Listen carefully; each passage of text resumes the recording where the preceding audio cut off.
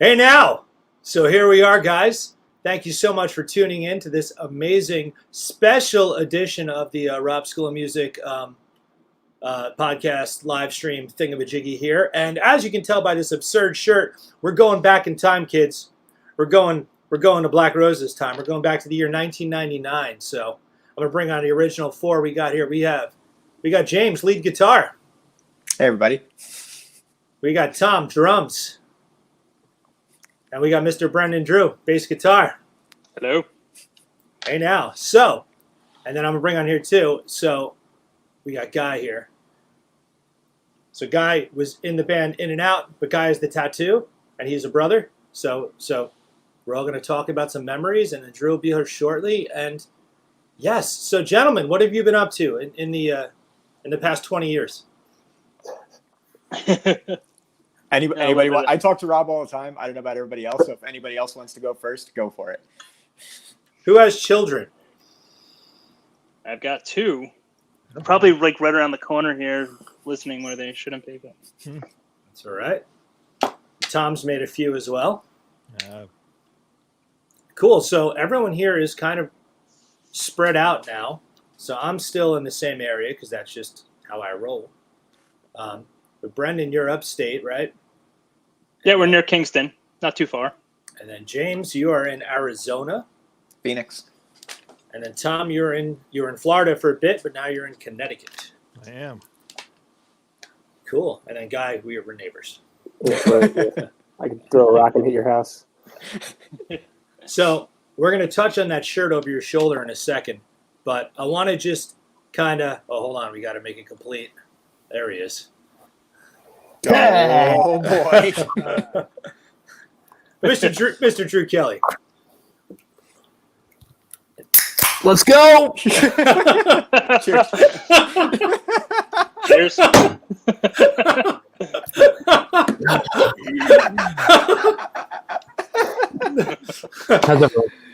Oh, legendary. So I figured it'd be cool. We were trying to figure out this timeline. It was making me crazy. I was talking to Guy about it because he hatched the question. And then James and I had to draw some paper to put it together. But I believe it went, Tom and James started jamming. And then I came in. Right. Guitar club, yeah. All right. Probably heart on bass, probably a lot of that. Yeah. So, and then we went to Tom's house, and then Sean McCormick was going to play bass because he was in a band with you, Tom? I forget how that happened. Yeah, he was in a band previously, like the Fetal Monkeys or whatever it was called. That's Oh, what it was. yes. Right. Oh, my God. Yeah. Tom Quinn. Actually, Tom Quinn. Yeah. Here, I just found that. Is that the tape? Is that the original tape? That's the actual tape. I just found that tonight running through everything. Do you have a cassette player? I do. It's down in the rack here. Tom, I found all of my tapes and all of the movies, and I'm going to mail them to you, and you're going to digitize them. Mail them. I may drive them to you. Just upload them. I don't get it. I don't know how to get them off the tape. It's like I'm yelling at it, but sound doesn't come out of it. So that was you and the four of us, and then we were gonna play. We played one time with Sean live. It was while James was a senior, Tom was a sophomore. Tom was a junior. I was a sophomore at Suffern High School. We played during Spirit Week. We played outside in the what do you call it? It was horrible. Probably. Didn't they used to set up like outside the cafeteria in that little corner? Yes, exactly. Oh, that. No, that it was thing. in the Like, horseshoe. Yeah, Yeah, but in outside. the horseshoe. Yeah. So Brendon, did you play that or no? Because now you're gonna. I don't. I think my first gig with you guys, or with Black RoseS, was Airmont Day, right? That's right. So that's what we're all tripped up. What's up, Gandhi? You see that, James? Gandhi Gonzalez? I did. Hey, Gandhi. So that's funny of all the people, James. So the lineage I put down, and it took me a bit to figure out. Sorry, Drew's back. Was we played that Spirit Week lunchtime, Sean, Rob, James, Tom. Mm-hmm. Then Sean screwed us for the Obsession show, so Ryan Ball played bass. Then somewhere in that September, before Airmont Day, we played the back door with Ryan Fox. Then Fox, as he said today so eloquently, mustained himself out of the band. And then Brendon Airmont Day, then the epic Obsession show, October '99 with the mosh pit and Nookie, and then it just went like crazy. That's a ticket step from that '99 show, Obsession show. Yeah. Yep. No idea where it is, but somewhere. And then after Brendon, Drew, and then Guy was transitional after you, Drew. Oh, am I in this?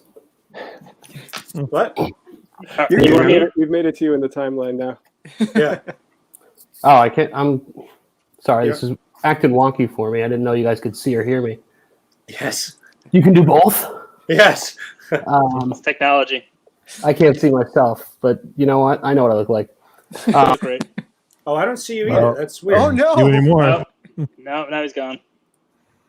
Yeah, don't. So it's lagged on the, like, you have to watch it here. If you're watching it on the streaming, it's like a few seconds behind us. Demonstrating the timeline because he was after Brendon, then I jumped in for a little bit, and then he jumped back in. So he's just demonstrating. You know?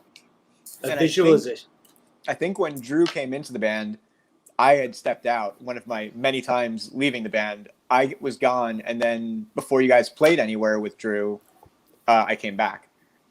Drew, you are live again, just in case you. Okay. Yeah. Yeah, James, were you just referring to when I came in the band? Then you were on your way out. Then I started learning all your guitar solos on bass. That was really fun. Thanks a lot. I remember that. Yeah. Sorry about that. That's why you played the bass solo on Second Chance. I totally forgot that. Yeah. Right. And then we just played it at the same time after that. Yeah. Going forward. Yeah, that was amazing. I love that. Yep. I have to take this shirt off. So itchy. No, what's the all reason right. I came? So I think, what I wanted to convey is, every week I do these interview things with different musicians, and because I'm constantly around younger musicians, I'm perpetually, like it would have happened any other way, stuck in the mindset of a high schooler. So I think what we all experienced together, 20 to 15 to 20 years ago was a really special time that I don't think people are having any longer. Like Obsessions. I went to Obsessions. I don't know if you all saw that, but I actually drove to Obsessions yesterday, and I found pieces of It's my not mom. Obsessions anymore, right? No, it's a catering hall, but I looked on their website. It's the same. The stage is still there. That's like where they put the riser for. Is it fixations or infatuations? What do they call it now? I found fragments of my mom's wrist in the parking lot still. So, Oh my god. so there's that. But being in that parking lot, it just made me feel so happy that we all got to do these things together and have these memories and this bond and this brotherhood. And I was talking to James about it earlier in the week, and then we'll all go around and talk a bit. But it doesn't matter if the band was any good, and it doesn't matter if the songs were any good, and it doesn't matter if people loved it or they hated it. It's something that when I started talking about this online over the last week, people reacted and they remembered. And I think, high school, I'm learning now as I teach people, like, your interactions with music from, say, age 13 to 17 or so, because there's so many experiences happening, your first kiss, your first intimacy, your first, crush on, your first, drink, whatever it is. The music in those moments connects to you in a very special way. So I feel forever bonded with everyone here personally because of what we experienced together, and it supersedes the quality of any of it. I'm sure if we were to listen back to some of the stuff, we would just want to burn it into oblivion. But I don't know, like, let's go around. James, what's your favorite memory? I really think my favorite memory is probably the first Antrim, just because it was like the first time that we'd done like a complete production from like top to bottom, and it was like a sold out thing. We turned away people. It was completely packed, and I think something that I remember a lot about it was there was an intermission in that show, and everybody had the chance to leave if they wanted to, but nobody did. And that's kind of cool. And I think at the time that we played that show, we were also really, really tight as a band. And I think we like that might have been our best show. Whether it was like our most intense show, like the Obsession show that we'll probably get back to with the mosh pit and everything. But I think that was probably like our most put together product, and like a really good time for us too as a band. It's funny because the Antrim thing, that first Antrim was so incredibly special, and then the second one, I feel like Complete disaster. for like in the Brendon era of the band, that was just where it started to like it just wasn't fun anymore. Like my ego was disgusting. I apologize, everyone. And it just, I made my grandma leave with my potty mouth. It was just a nightmare. But that first Antrim, Guy has the original T-shirt there, right? Can you hold that up? So that's we thanks to Brian and Tom and my dad's ingenuity, we sold the ads to pay for the show. And then Aubrey, my cousin, who's now Brendon's wife. Oh no, wait, that's not her hand drawn one. That's the other one. Or is it? I can't see. She drew the logo originally. I recall that. Yeah, I think there was one before that. Black Carnations we discovered after. Correct. The Black Carnation. Yeah. Or Black Tulips, if you look at the album cover. Yes. Yes. So man. Actually, it's over to the botanist at some point. That's a really good story because when we went up to see that artist to do the front cover. Oh, Yeah. that was up in like Connecticut, right? Yeah, that guy was in Connecticut and he had worked on Transformers, I believe, Yeah. one time, and it was pretty cool doing the characters, and it was like a big process. Everything we did was always a big process. It really was. It felt so cool because that's what I'm saying. Like, I don't think other people had that business sense. Like, we took it super seriously, to a fault maybe sometimes. But just with all the gear, I mean, I played more live shows in that era in high school than I did, after or during college or beyond. And I remember playing with, a few shows in college, and like some of my friends were just not equipped to play a live gig. Like they just the way they were packing up all their stuff, it was just like in duffel bags, and like I had everything, like I had it down to a science. Like I knew how to pack for a show and play a show, and it was like, oh my god, these guys don't know what they're doing. That's awesome. yeah, and I love that. I love the gigging aspect, and even when we got back, we did Jukebox Shuffle. That's already 8 years ago. It's crazy. It just felt really good to play gigs again. And I still have all my gear. I'm never getting rid of it. So I tell you, Paul put something up today, so maybe that's coming back too. Let's see. I don't know. Yeah, I mean, time is the factor now, but that's a different story. It was just very ironic while talking. So Brendon and I played in another band years later called Jukebox Shuffle, and the singer in that band randomly out of nowhere shared a picture today while I was texting Brendon. So that seems like an omen. I'm not sure, but Is he going to sing Wonderwall correctly this time, or? damn right he will. So Drew, you came on as Brendon was going to college, and then our musical bond. You and me played more shows together than me with anyone else here, via different bands, different instrumentation, so on and so forth. But like, what was it like? You were so young, and it was literally your first band, and then you've done so many musical things thereafter. But what was? Yeah, and I give a lot of credit to you guys for, frankly, just being 2, 3, and 4 years older than me. I'd probably been playing less than a year when I did the tryout, and I was like, man, I hope I get this. Went in there and dropped D and got through a screaming rendition of What If by Creed. Still one of my favorite songs and bands, kidding. But I think it's akin to anything else, whether you're playing sports or whatever. When you jump in with a bunch of people who are definitely ahead of you, you have to rise to the occasion. And I think I've never progressed faster in my playing than when I had to, or be left behind by everyone, or look dumb in front of people, or get up in front of people. I hadn't been playing that long, and it was, okay, it's gig time.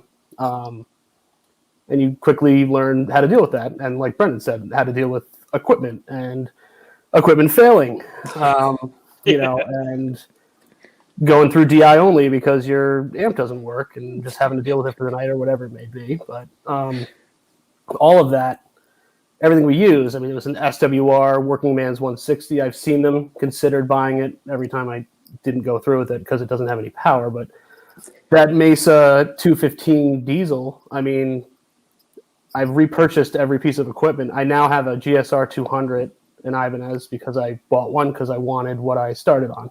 Because I traded away, like all of us have traded away so many things that I'm sure we love. Sometime in my later bands that I was in, when I was just buying equipment all over the place, I found the 215, the Mesa diesel, and I bought that and started gigging with it. And quickly, again, I didn't need to be trucking around a 215, so I sold it. But I used to have that 4-string natural Prestige Ibanez that you had. Still have that. That I won't get rid of. That thing is don't beautiful. particularly like it. I don't play it. I cannot get rid of it because that was the bass that I played so many shows on. Yeah. Do you still know the name and address of the person that scratched it at Obsessions? I'll say it on the internet because I hope someone goes and gets him. It's Brian Coe. He lives at 5 Windy Bush Lane in Sparta, New Jersey. This kid had that hard key head that where it wasn't Obsessions. Where did it? Birch Hill. It was another Birch Hill. Yeah, you know, Tom. I had to buy that off of you for $50, and that was $50 profit your way. That's right. I made up for that acoustic guitar accident in the back of my truck. That was my guitar, right? That was so that was your guitar. You bought that for me. My spare tire went through your body of your guitar, and I was like, "Here's your head." Yeah, for $50. Yeah, that sucked. I forgot about that. Oh. Maybe that's something we have to admit to each other right now, that not all of these memories are going to be like great. No, I probably, as I'm looking at my name here, I should probably go to not the old stage name because that's probably not PC any longer. Let's go to that one, yeah. So you know what? I was talking about something else to Strippy Drew, and I edited out the second, the NIS name, and he goes, "You can't say that anymore." I said, "No, you can't. You can't. That was stupid." So Drew had this bass, and here's a lesson for all you kids out there. Ready? Don't let other people use your stuff, because they're going to wreck it, and they're never going to pay you for it. And that's what happened to poor Drew. He had this beautiful natural bass, and the dude had a bullet belt, and it just gnarled at the wood. And yeah, sorry, bro. Yeah, that was the first time. That was the first time I wanted to kill someone. I had so much rage. Well, and it was because in those days. I bought my first, I don't know how much it was, probably $250, something like that, the bass and the Harkey amp that I had at home. And, then tried out with you guys and got into the band. And I wanted to get something else. All of you were like, yes, you need some more serious equipment. We went down to Victor's House of Music, down on 17, like we usually did. The one northbound, the smaller one that I think turned into a horn place later, or whatever it was. That's the place we used to go to all the time, and picked out that, I think it was a Musician's Friend special, frankly. It was a 1999 SR 990 QS that I still have. But that was my first job, and putting money away and spending $700 on a bass that was much better. It was still, Ibanez sound gear was all the rage back then. Brendon was playing Ibanez back then. It was just, it was big. That was going on. Brendon, you had the EDB, the Ergadine. Yeah, I still have that. Nice. And that's the EDC Ergadine. Right. Yeah, right. Yours was a 5-string, right? 4-string, but it's the different body shape. It had the horn, right? The graduating horn, and the scoop. It's great. Yeah, right? Mine was like a Spectre knockoff, and then I loved it so much I got the real thing. Oh, nice. That was the orgy thing, like the Monday. The guy from Orgy. Yeah, brought that into play. It's funny you say Ibanez because I'm still rocking Aubrey's acoustic. That's really all I've been playing recently. Those are great guitars. It sounds okay, and it stays in tune. And that's really all I need. For the price, it's like, and the necks usually are like super playable. Sometimes too small. They're like, it's just ridiculous. But my friend got a Martin recently, and I was over at his place. I'm like, oh my god, this is a proper guitar. Yeah. Tom, So from the beginning, I mean, in terms of, I would imagine that you and my dad were probably the driving force in this gear addiction and this. Drew, you need a new bass. James, you need a new guitar. So on. It's you know, and then the recording. I was just It helped that Tom worked at Alto. Correct. That was a benefit to purchase things, and I remember that one time we were just practicing, just started, and like 2 beats in, he breaks his bass pedal, and we're like, "All right, let's run to Alto." And like Yeah. top of his Right down house, the road. and then straight up, we were back in like an hour and practicing. and that's a big part of it. That like some of my best memories were. That's what I was going with the gear, just like hanging out at a music store. Where's my brain? Hanging out at a music store for hours and hours, being those kids, like in a movie. You know, just. Can I try that one? Can I try this one? Can I do this? Can I do that? And unlike most schmucks, we were the actual guys who would buy the stuff. So it's like, just give us a chance. Look who's on here. We got Mr. Mike Miguel. Mike. What's up, brother? Can you guys see that when I put that up Yep. there? Oh yeah, I see it. Yeah. Oh, Mike, hello. he shared today. He still has the CD. I thanked him in there for buying my French fries. Thank you for that. I'm very sorry for making you buy my fries every day, but thank you for that. That was a question I had. Was it there 2 or was there 3? I know there was 2. I remember the green and black, the original first one, and then there was the second one which had half live and half a couple new tracks, which was So- Drew's era CD. That was what I was going to bring up as well. So I remember James and I were putting this together. So in '99 summer, we recorded with Ryan Ball. Oh, and that was an experience in itself. I'll let you, we got to come back to that. But there was 2 times. So there was one time with Sean, I guess it had to be, because that's when we did Unpure and Nile. Yeah, then- and it was like 2 songs, and Right. we did it in like a day or 2, if that. And then that Christmas break, '99 into 2000, that's when we did the first album with Brendon. And that, we'll talk about that in a sec, because that was insane.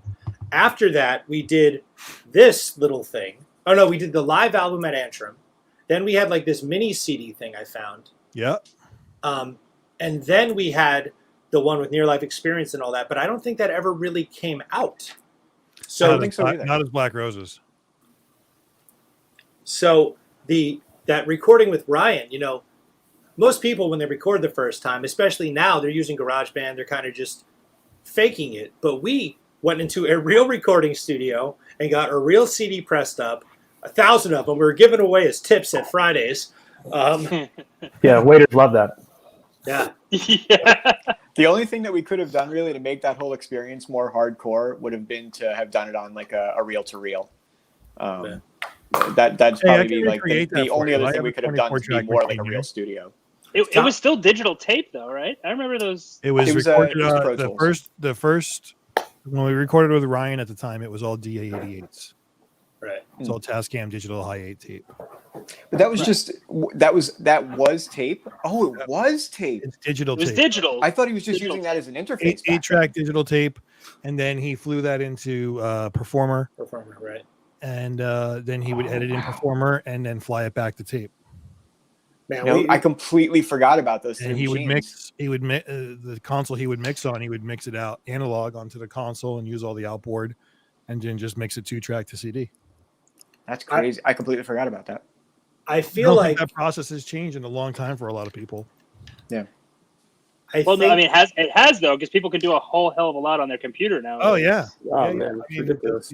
the only centerpiece in my studio is an interface that's basically 32 channels, and then I have 96 channels of HD audio interfaces with a 24-track analog machine next to me. we were so green, going into that. I remember Ryan yelling at you, Brendon, for unplugging something. And- No, and I fought with him because I was like, I can't hear the bass. Like, I wanted him to turn the bass up. He's like, trust me, it's there. He yelled at me at the diner because I put all the ketchup and stuff into my water cup, and he's like, I come here all the time. I was like, oh, I'm sorry. I remember that.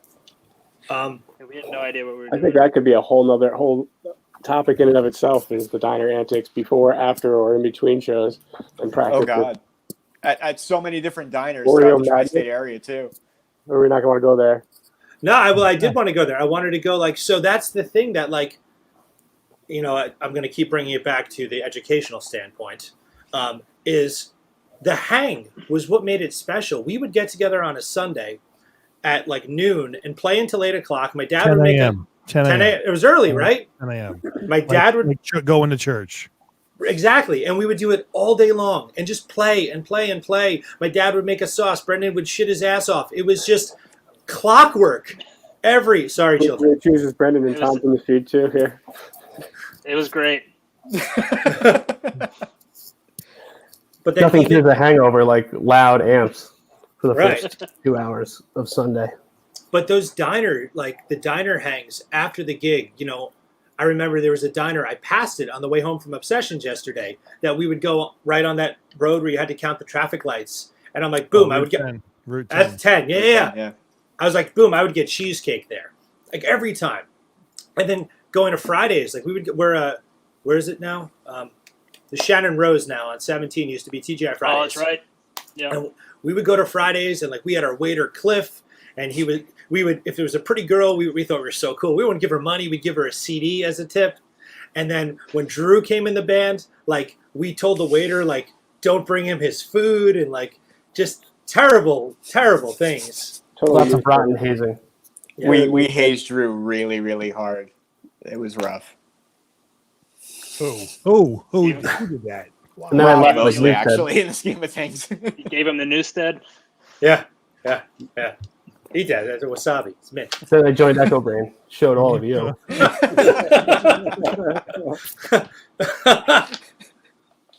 Now, I credit, I don't know if I ever told this to Ryan, but I credit him for everything that recording wise that I got into because of being there for that experience and doing that whole hang. I mean, Yeah. that's it was a crazy process to really do it. It's that's what I want to do. 100%.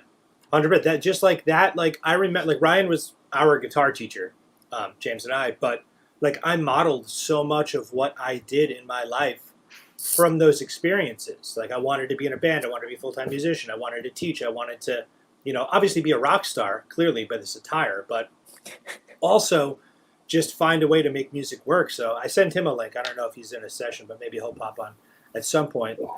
But I wanted to real fast. I have our first special guest. So back in the day, It's up in high school. I was gonna say it's not Christian Turk, no, but we used to play at Obsessions very often, and we played with a band. And when we played with this band, we made friends with this band, and they were a bunch of cool guys. And then when we did our second show at Antrim, we had these guys come play with us in New York. So, never end guitar player, Mr. Rob Smith joins us. Hey, Rob. Hey, what's up, guys? Wow, blast Wow. from the past. Oh, let me turn my cam down here because it's looking like the Matrix in here. I like that. Oh yeah, I don't. That's me. Give me agita. All right. Let's see if that's better. That's all right. Okay. Hey, Rob. First of all, thank you so much for letting me be a part of this. I really appreciate it. Yeah, And, dude. it was a formative time in our lives when we met. Yeah. Man, where to start? I think we met at Obsessions, like you said. I think we were on a bill together. We didn't know each other yet, Right. if I remember correctly. We played and the bromance, I guess, between the bands kind of just started up there. Yeah. That's how I remember it. Yeah, we did that. It was cool because we were kind of in a similar space. Like we were kind of like, you guys are a little bit more refined, like songwriting wise. We were a little heavier, but we were in that similar space of kind of radio friendly hard rock, from guys our age at that time. But it was cool because we were so far apart. There wasn't really any rivalry, Right. which was cool because we brought fans to you guys, you brought fans to us, and I really dig it. So yeah, man, happy anniversary and whatnot. So Yeah, brother. I Yeah. just had a memory of playing at the bowling alley in Dover. yes. And the whole time, getting ready to park for that gig, being I wonder if my car's going to be here when I get out.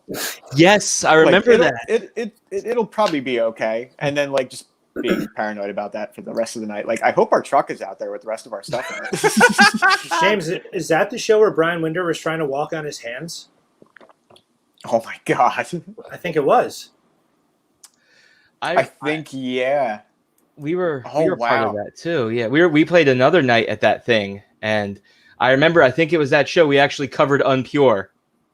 Yeah. Nice. We did because I love that riff. It's my favorite riff on that record, and I love that. It's so cool. I found out later that was actually Ba With Ba. It was a Kid Rock song that we wrote before he did. Ah, hey, it works, man. I like. I Wait, dig so it. where are the royalties then? Yeah, I'd like to know what that's all about. They're in the mail. I know. You know, it's one of those things that we just got shafted in the process. Yeah. Anybody know a lawyer? Yeah, right. But yeah, man. He lives. I'm in Nashville now. I moved down to Nashville about 4 years ago. He lives, as the crow flies, about 2 miles away from me. Wow. Yeah. So, All right, go shake him down. yeah, Yeah, I let's go. should. I should. Yeah, it's like you got to drive like 10 miles of road to get there, but it's a straight shot, like 2 miles away. It's ridiculous. Wow. Bring the So, album over. what See I'm- if he looks at it funny. If he gives it any funny looks, you know where that riff came from for him. There you go. There you go. What's that, Brendon? You're gonna say something. Yeah, I wanted to ask, like, how did we get on these shows? I can't remember like how these things. I mean, because I don't think I was involved in that process at all. But Constant you know, phone calling. Yeah. Constant phone calling. Like literally, I don't think our ears left the phone every day. Yeah, and it was my dad a lot. Like he was just he had that separate phone number. The Business Yeah. line. business. yeah. The studio. Yeah. And Oh, man. Does anybody remember the phone number? I have the card somewhere for it. Oh, so it's Started with a Like 3. 130 or 1632. It's not working. 357-6673. 7. Sounds really close. Nice.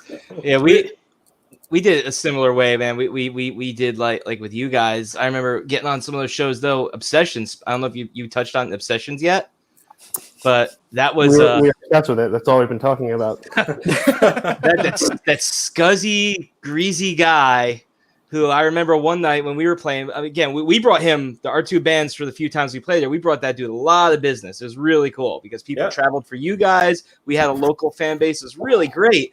But those are Friday nights. I remember Friday nights, man. You went to see all your friends' bands. He tried to get us to do a Tuesday night. We were all kids in high school.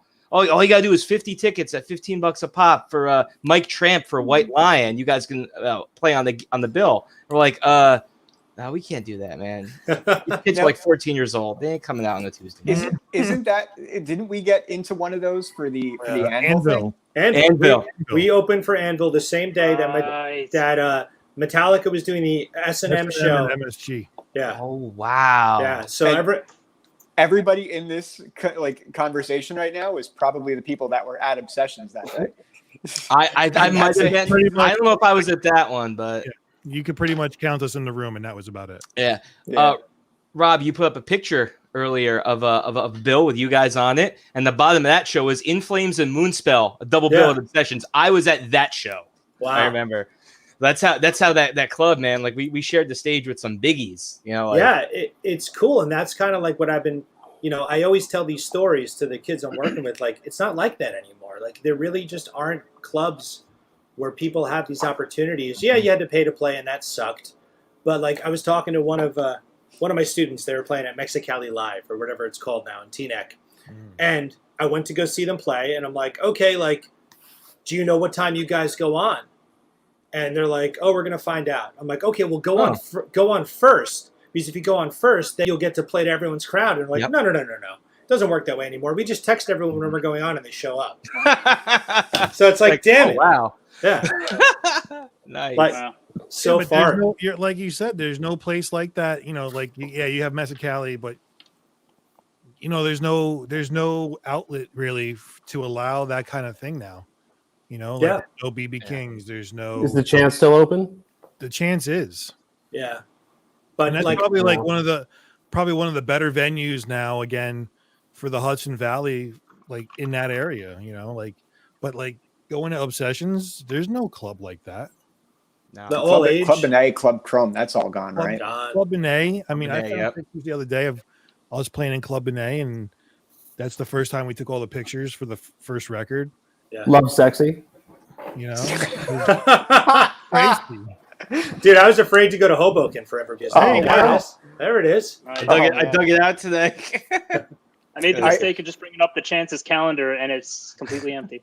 I have to interject for a second, just because Rob lifted up that record.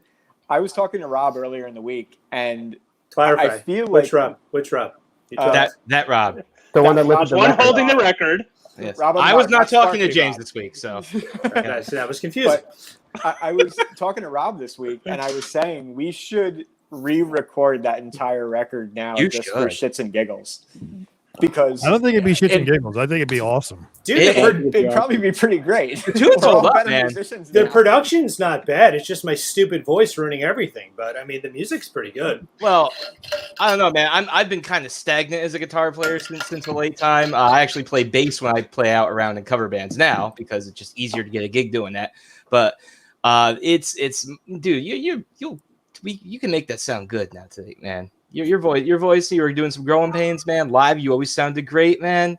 I'm sure you're fine, man. I'm sure you've improved too, man. It'll be awesome. He doesn't give himself enough credit at this point. He doesn't. Like, He really he's doesn't. tightened himself up a whole lot. Oh yeah, like that's the one thing that I'm personally I do acoustic stuff too. So I've In done that tiny moment, it's just like we just blew it all up all over again. Oh man, you should totally do it. I'd be down for that. I'd love to hear what you guys can do with that, 20 years on. Like I'd love to do that with the Never End CD too. I don't talk to a lot of those guys anymore. James once in a while, that's it. But I'd love to do that because that record was the opposite of you guys. I listened to both of them today. It was really funny. You guys were very polished, tight playing. Both of our rhythm sections were badass. Guys, you guys, man, in the drummers basis, we had the pleasure of working with locked it down. And go ahead, man. No, I was just gonna say, like, I was talking to James about this, and I probably don't say it to all you guys collectively, but in high school, I felt so lucky to know that best lead guitar player in the school played in the band I played in. Oh yeah. The best bass player in the school played in the band I played in, and then when he graduated, the next best bass player, the best drummer. Like we were good. I was the least talented guy in the room, and that drove me to be better. That always lit the fire under my ass. So thank you guys for being so good at what you were doing. Dude, you were always really. You guys had a really good two guitar attack. You say you were the weak guy. I don't know if I'd phrase it that way. You were definitely a rhythm guitar player, singer, frontman. But man, you could bring it. Like in our band, again, Brett surpassed me far. Like even in those days, Brett was a better guitar player than me. But he had the voice and the charisma as a frontman. I got by on charisma on my playing, man. I could chunk away. I could do some nice jangly chords. And I could jump around a lot. That's how I got by. I made it look real good, But Dude, it's the show that's really the biggest part. You guys had a great combination of that, man. You Rob knew how to get a crowd going. James, you had that long hair flying around all over the place, man. And I remember a compliment you gave us, James, and I'll never forget it to this day. I think about it every once in a while. You actually said that Never End has a level of heaviness. You used that term, level of heaviness, live that we don't think we can get to, which I thought was great because you guys objectively, you guys are better players, but it's just a really cool dichotomy. We did different things well, so we gelled so well when we played bills together. Yeah, I love that. I remember singing "Wish" with you guys on stage at the Antrim. I remember Brett did What If with you guys down at the church in Rockaway down in Jersey. Yeah, and if you listen to those records, man, you guys are tight, studio polished, produced. We have a booming drum sound on our record and fuzzed out guitars, which makes it sound almost like proto stoner when it wasn't anything near that what we're trying to do. Yeah. So that kind of brings out the heaviness, but it's cool to see how the two different bands approach things and just gelled so well together. 100%. I love thinking about those times, man. Well, dude, thank you so much for being on here, dude. Like, it's just great to get that perspective, from someone else in this scene. I'm gonna. All right, someone else is coming on in a second, so I'm gonna take you off for a sec, Rob. All right, no problem, dude. Yep. Thanks so much for being here, brother. I really appreciate that. Yep. Have a good one, guys. Thank you. Thank you. Take care. Later. Awesome. That was cool. All right. Guy, whip it out.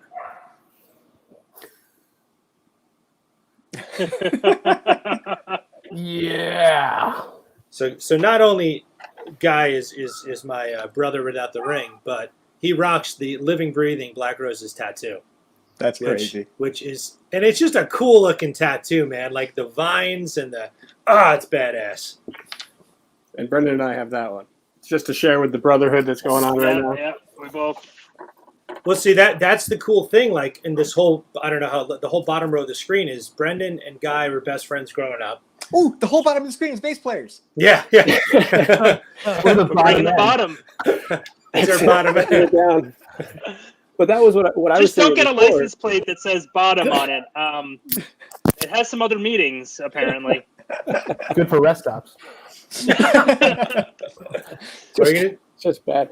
I was going to say, for me, I had the perspective of being a fan when Brendon was the bassist, and then when Drew was the bassist, and then playing for a portion of it, and then being able to go back into like that fan portion and watching again. So it was like just so weird and dynamic for me. Like I remember Brendon telling me about like, oh, we're recording that first album, and we were there for like 12 hours just tracking and retracking and getting yelled at and breaking stuff, and it was just crazy, because I got that side of it, being his friend before I was even part of the band, and then going to shows and just seeing people, talking to people, and getting the experience of what they were saying. And you guys were we were having our own time, but they were doing, hearing everyone else's perspective was cool, because I was just a fan at that point, and then later on getting to play. That's really cool. Like that angle is something that the rest of us can't get. And then one of my favorite things, honestly, was in 2017 when we played. Unfortunately, Brendon wasn't there for that one, but he'll be there in 2027. I know it. But Guy, Drew, James, myself, and Tom all played a song together, and that was really cool. And then something like that happened in 07 with Brendon, Drew, Rob, the other five. So to just get everyone, that's very special. So I want to go to Drew for a second, Mr. Drew Kelly, handsome boy. When Drew first started playing with us, he looked so incredibly young. I recall one show where we couldn't play because I guess you weren't 18 and you didn't look like you were 18, and we had to go home. Do you remember that? Yeah, that was that was a disappointing night, and I think it was something we talked about when I was going to join the band. Oh no. And he was 18 and he had to leave. All right. What's going on? We'll pause that story, but that's a good thing. Tom. Oh no, Drew's back. Here we go. Stop it. Sorry about that. It's hard for me to get the timing down on exactly how old I was, but I think I was 16. Yeah, I think so. It was very in the beginning. When I joined. So we knew that going in, and you guys being 2, 3, and 4 years older than me, that meant 18, so we could play bars, and that was cool. It was very disappointing the one time we got called out on it, but to me, what stands out is all of the times that I was 16 and 17 that we did make it in. Right. Because we loaded in early, and the bar wasn't paying attention at that point, and I was probably... Don't do this now, kids. You shouldn't. But I was probably in the parking lot at 16 or 17 or 18, just slamming some Coors Lights, and then, having a great time, being in a bar all night, meeting people, and getting to live a life a little bit, ahead of my years at that point. It was the coolest thing to be able to come back into school and say, "What'd you do this weekend?" "Well, I was playing bar gigs all weekend." "What were you doing?" What's crazy with you joining too at that point, because I feel like that's when Black Roses had just started moving to where they could play bars out of the like regular clubs that were like the kid clubs in a sense, and then you popped in and you had to make that work. Yeah, we did a bunch of hiding of me, and I just put that. You had all that Mesa gear. Boogie. Yeah, I just rolled it in, and I would just stand behind it. Dude, what's so crazy to me is like, your brain, like this is a long time ago, and we've all obviously lived, you're a father as well now, like we've lived lives, many lives since those lives, in bands together, and not just as humans.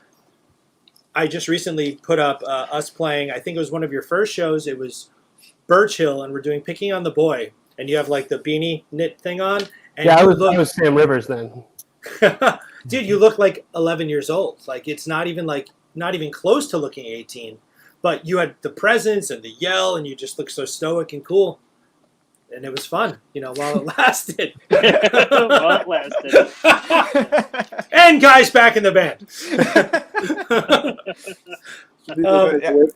Were there times that like we didn't get called out of it, get called on it on load in, and then after the fact they called us out on it, like you guys have to get out of here, like that kind of thing? Did that ever happen? No, No, the I think- like the foxhole in Nanuet. Oh my gosh, the Foxhole, that was one of Brendon's first ones too. Nobody should have been in that place. Remember that one? Nobody. Yeah. We I don't remember. it You was don't remember me making out with a 50-year-old woman on stage while we were playing the song? I actually do remember that. Thank funny. you. it was right on Main Street, Nanuet. It was dark and dingy. We played a Rage Against the Machine song, "Killing in the Name of." I didn't know the words to it. It was rough. How about the one with the lights and Jim doing the sound? Jim doing the lights, Ryan doing the sound, tapping it. What was that? Where was that? Oh, that was that's where you used to live, down in Congers there. Yeah. Remember that one, Brendon? We had the lights and there was all these people and they were crowding us. Where was that? No. That was Montana Steakhouse. Montana Steakhouse, yeah, or Shooters Oh. or something. And We had to- Yes. we were on we- generator power, and the generator was getting overloaded. It started smoking up the whole room. We I had thought to, you were going to the 4 cans story because. oh, that's coming. Yeah. Well, we had to Yeah. pull all the girls on the inside of the monitors because they were getting crowded by the people. Oh, I just remembered what you guys are talking about. The place is a Korean church now. Yes. We showed them. Speaking of monitors, does anyone remember sound checking on a Friday at RVB at probably 3 in the afternoon? And God, we were in the middle of a song, just trying to get everything honed in. And by that I mean Tom behind the drums trying to drum and hone everything in at the same time. And we had a lovely barfly come up and wanted to partake in our sound check. I remember her trying to get onto the stage, but she happened to fall onto the wedge monitor and it had the perfect access to dump her onto the floor, where she remained, and we continued sound checking until Suffer and PD showed up. The guy just looked at her and just took a moment to put on rubber gloves before he got her out of there. I think that's Brandon. This is great because I'm pretty sure I left school early that Friday to get ready for a good RVB night where we had plenty of showings. That was always a good time, that place. And on the RVB topic, that's one of the few things besides the original album that, of course, Brendon's on, and then the, yin yang, some live stuff and some of the other stuff that we did. The other thing that I have in my CD player recently is the double disc that I have, and I don't have the date because I don't have the CD in here, but it's 2 discs of one of our RVB nights where we had everything mic'd up. Blast that in the car. You need to record that in and send that off. Yeah, please. Definitely. By the way, definitely. I need digital copies of everything because I have nothing of this. So It's both awful and fantastic at the same time. yeah, no, I want to reminisce. I found a box, like a legal, what do they call those boxes that like the paperwork goes inside of? Banker's box. Yeah, banker's box, filled to the top with VHS tapes, the mini DV tapes, like it has to be 100 tapes in there, plus a bunch of cassettes in a different box. So everything is archived. Like we taped a lot of what we were doing, as archaic as it had been along the way, but we have it. So it's just a matter of just getting it in a digital forum so we can all share it. But I think it'd just be cool to, like, I know on one of those tapes, Tom knows, like, I had a girlfriend at the time through playing, and there's like a section of us just like hanging out at my house. And I remember I was like rewatching one of those tapes, and it was like interspliced with this random, like, there's moments of just hanging out documented. Like, we weren't just taping playing, we were taping us being friends and us doing funny things and us, Drew blowing the snot on his face. Let's go there. Come on. Oh, the McDonald's fries. That's one of my most vivid memories of being in that band, actually. It's horrifying. I can still do it. Can't right now, but Let me make it a little more wholesome because speaking of having girlfriends that you met in bands and obsessions. I've actually found this a while ago, and it's been on our fridge for the past few months. But this is definitely me and Aubrey at obsessions. Aw, Oh wow. dude, Yeah, that's like the first year. That's like 99, 2000. I love the way And she's that looking. hat, Yeah. that Adidas hat that I had, I actually found it like a few years ago. It's finally in the trash, but it was. Oh my god, I wore that thing probably for a solid 5 years straight. You got your Notre Dame hat too? Yeah, actually, that's in not bad shape, and I just found that recently because we might be moving soon, so we've been just digging through all kinds of stuff, and yeah, that one I have. Do you have your beads and Pee-wee? Do you have those? I don't. The beads, actually, maybe. Dude, I remember one beads. time those beads Beads, fell maybe. out. The beads somehow fell out of the window into a puddle, and you picked them up and you like put them in your mouth, like you would do. That never happened. That literally never happened. I actually think I remember that. It might have happened. But another memory I wanted to share is speaking of lending people your gear. One time I don't regret doing that, just because it's a cool story, is when we opened for Shibuti, which you guys know is now Coheed and Cambria. And what was his name? Mike something, Mike right? Todd. The original bassist. Yeah, his Mike rig. Todd. Yeah, so he borrowed the 215 Mesa rig for that show. Yeah. So I get to say that Coheed's bassist used my rig. It was really the band's rig. But that gig is the picture. The first picture. I don't know, you don't go on Facebook, I don't think, but there's a picture that Brian Winder sent me from the side of the stage from that show. So it's cool, like that's documented. I know I have that on tape too. Like there's so much stuff. That was the back door, right? No, it was Leshworth. Leshworth Village. Leshworth Village. Mm. In the old gym. Because I think that was the show where they became Coheed and Cambria. Yeah, that was the first show they played as Coheed. They changed Really? the name. I thought they were Shibuti that show still. They started as Shibuti, and they announced the name change on stage. That show? That show. And then people No started way. chanting CNC, and then Claudia goes, Music Factory. Yeah. But I think a funny note to that story is Brendon lent his bass and rig to the bass player from Shibuti. That Rob and I and a couple other of us probably saw them destroy a stage in Nyack. They broke the stage that they were playing on because they played so hard. So Brendon lent his bass and rig to that bass player in that band that broke stages they played on, and Drew lent his bass to somebody and it was destroyed. Brendon got his bass back. There was nothing No, wasn't aware. Never know who to trust. I thought it was Did just he the borrow my rig. bass too, or was it just the rig? I thought it was just the rig. Oh, maybe it was just the rig. But Never I've mind. told this story. There was another time that they played at the back door that we opened. It doesn't put the bass player in a positive light, but we hung out afterwards, and it was, a really fun time of just everyone being done with the show and trading stories. And that's when that bass player, who has had a pretty bad demise, I think the story, if anyone doesn't know, he left TD Arena in Boston and robbed a pharmacy when he was in the throes of addiction. But at that backdoor show, that's when I was admiring his Spectre. I always liked, and I know Brendon liked, the NS style body. I wound up having a Warwick Streamer that I played for years in one of my later bands. And I was admiring his Spectre, and I was like, that's so cool, man. How did you get into Spectre? And he was like, I was at a show and I liked it, so I yanked it from another band. I was like, oh, that's cool. And then I turned around and I was like, that's a really crappy thing to do to someone. Yeah, like borrowing a bass amp.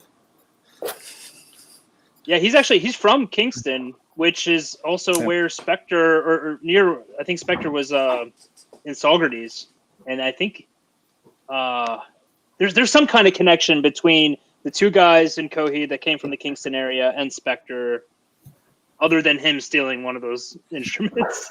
I forget what it is though. If you flash forward all the way to now, I actually, the company that I work for, I design and make woodworking tools that we sell to Spectre. Awesome. Really? So Are they still are they still in Saugerties? I think so, yeah. But every month or two, I make a router bit for Stuart Spectre. Hey, you know what? Wow. We're talking about loaning gear to people. Hey, Drew, I loaned you this one for a while. I gave it back. Yeah. There's something going on with the tuning pegs. I don't know. One of them doesn't match. Did I do that? I don't I remember what I noticed did. there's something missing. Yeah. Did I make it better or worse? I can't remember. It's just marginally different. He just lawyered you right there, is what he did. he got That was screwed on it. that other bass. That was inadvertent because I honestly can't remember. Have you become successful? I figured I'd take this platform just to, Success is all relative. So yeah, I'm fucking great. So see, you never know who you can trust. I That was remember. like 5 years. I think you had that thing. So I You mean, gave that to me for a long time, but I basically always remember owned the things that I incremental ownership. keep from others and give back. Like My Cunning Stunts tape. you're not getting that back. Right? Was that what it was? Yeah, I just remember that right now, like forever. Wow. for two reasons. One, I won't give it back to you. Two, I have no idea where that is. And you've probably moved like 2 or 3 times. If I since find it, I'm acquiring buying a VCR and I'm not giving it back to you.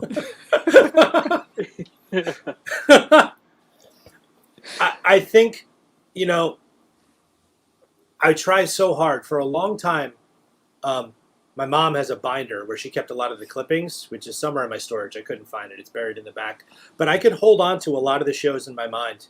And now it's so far removed. There's ones that I remember fragments of, but they're blurry. And I think that's what makes this time period extra special, because you can go, hey, when did this person do that? Hey, when did we play here? Hey, do you remember that? And then all of a sudden it just gets crazier and crazier because everything just starts to distort a little bit, and the legend starts to encompass the reality, and it just turns into something so much cooler than you kind of remembered it being.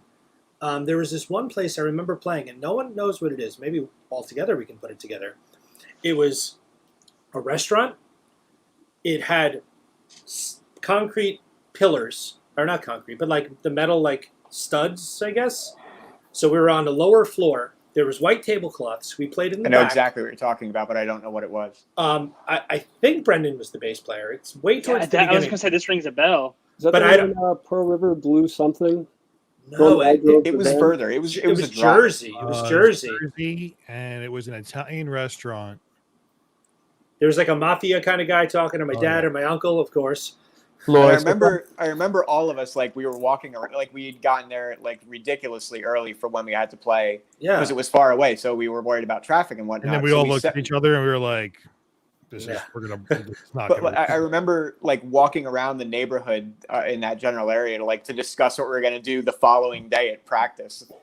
And like that's my big. I remember that, and I remember strobe lights and Enter Sandman, and that's it. Yeah, I that's more than I got, but that's one of the few that I just can't remember. I remember the Drew stuff starts to blur into the In Question stuff, and then the In Question trio where Drew was playing acoustic guitar that summer. There was a lot of that stuff with Tom still, and then that's still like Black Roses in my mind. So I can't differentiate so much of it. When was Club Drink in Staten Island? Who is that? I was there for those strippers. Was that was the show I'm thinking of, right? That we played dead last. Yes, because some guy thought it was the best choice to go on last. So I don't know if anybody ever heard that. Like, I don't know what everybody else did after that show, but I drove from that show straight to my job for work the next day. I don't have a job, so I don't remember that feeling. Those were the days, I think, where most of the time it was Rob's dad negotiating with my mom over staying out as late as we did. Wedding Shout out, Rob. arrangements? And that brings me back to recording with Ryan Ball. I mean, when we went in and did some stuff with Ryan, I got to play at his place at the north end of New County Road before it hits 202, when he lived there and had a studio there. I can still remember recording and trying to get my parts done and my mom being angry at the fact that I have to go to school the next day, Right. and your dad just calling her up and being like, just, it's a good thing. Don't even worry about it. They're playing music. It's totally fine. And there's probably so many times that I know your dad was also with Tom, probably booking bar gigs and being like, oh, this is a very nice environment. It's a youth club that they're going to play. A youth, I mean, it's 21 plus, but I didn't tell you the 21 plus part. There's so many times that I got to experience playing in bars and doing awesome things because, well, we just sort of hid those Minor bad details. Minor details. minor details. Exactly. Minor Well, details. because we were always in a safe environment. Like between my dad being there, Tom's dad was there sometimes. My uncle was always there. Like we were always had a grown up there to make sure that we weren't going to get screwed over. I have a very strong memory of one backdoor show for this guy. Ethan Wilk was his name, and he booked, and he didn't pay us at the end. And Uncle Ronnie strong-armed him into paying us because he promised he'd pay us, and it's wrong. You're going to screw over these kids. He got him right in the corner. He over-encompassed him, and we got paid, $20 or whatever the hell it was. So we were lucky to have such a supportive team around us. Even like today, like your mom, Drew, was excited to watch this. Like all of them now in hindsight, we all turned out okay. All of us are successful in our own way and alive, and How bad could those shows have been? I mean, you're still here. You're good. Yeah, I mean everything worked out for the end. Informed us. Everything did work out. I mean, it's so far removed, but playing bass with you guys got me to understand playing live shows, and then it got me into playing guitar, and then I came back in question and did that. And then I wound up finding other bands and playing as I went from different place to different place in New York.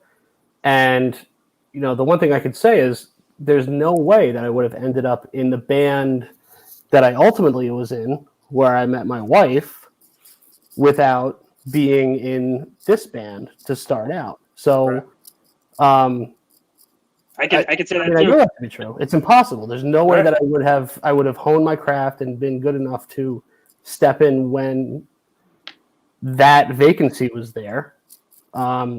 If I didn't have all of the playing and all of the live show experience and development. So everything leads you somewhere, but I know that if I can thank Brendon, I guess, for going to college. Well, I want to. You're welcome. How dare you?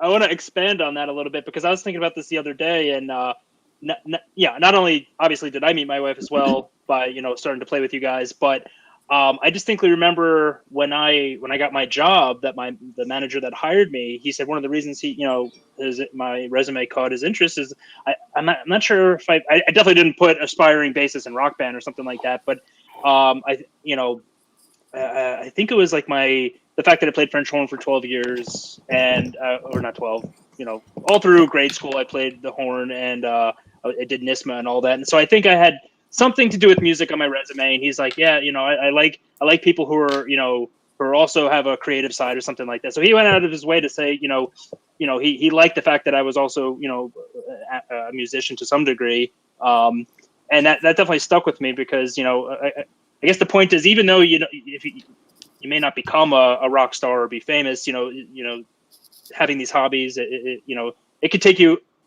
or impact your life in other ways and take you down different roads just by doing the things that you love. Dude, that is perfectly said, and that's something that I try to instill in every person, and that's so validating. You're literally through music, your wife, you have beautiful children, and then music tied into your successful career outside of music. Like it's the seeds that are set here. I always tell this story. So I just started out, and this mom comes up to me. I'm meeting all the new parents of the students that I had inherited at the time. And she's telling me how her son is going to college, baseball scholarship, blah, blah, blah, just raving about her son. But I'm like, all right, well, your daughter's the one I'm going to teach, so why don't you tell me about your daughter a bit? Well, she's going to go to college. Don't get too comfortable with her. She's out of here in a year and a half. She'll be done with music. And I just looked at the mom, and I had such disgust in my stomach because she just literally praised the boy for his baseball, which is probably going to take him nowhere in terms of being a professional athlete. And the daughter was just so dismissive. Well, fast forward, that girl is now a senior in Oneonta as a music major. And she has an internship with some big record, and she's on her way. So this can lead to other things in terms of relationships. Like playing in the band with you guys gave me my confidence. I was a really shy, awkward guy. And yeah, it went a little too far on the radar. But when it honed back, it's what I still do. You know, the girl I'm with now, we do music together. I met her from being in a band. James met his wife through a bandmate. You know, the guy met his girlfriend through the band. Drew through a band. Brendon through a band. So it's these, and you know, Carrie, I think she loves Tom because he's a sexy drummer. I do. So, you know, He didn't come to the band. He was too busy to come practice sometimes. That's right. A lot of shenanigans there. Just to make that band impact, you know. He's making an impact already now. Yeah, they're 10 and 8. That's enough impact, my friend. Yeah,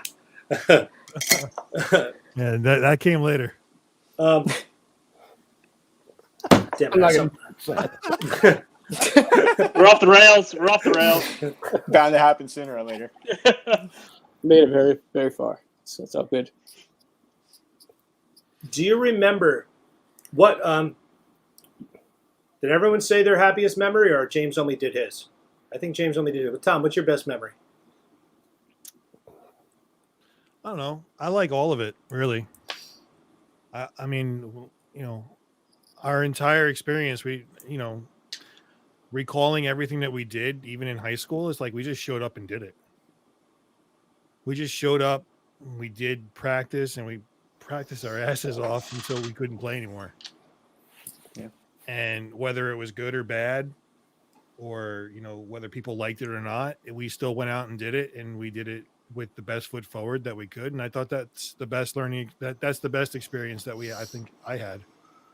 And I know I had a hell of a lot of fun. I mean, it was just tons of fun.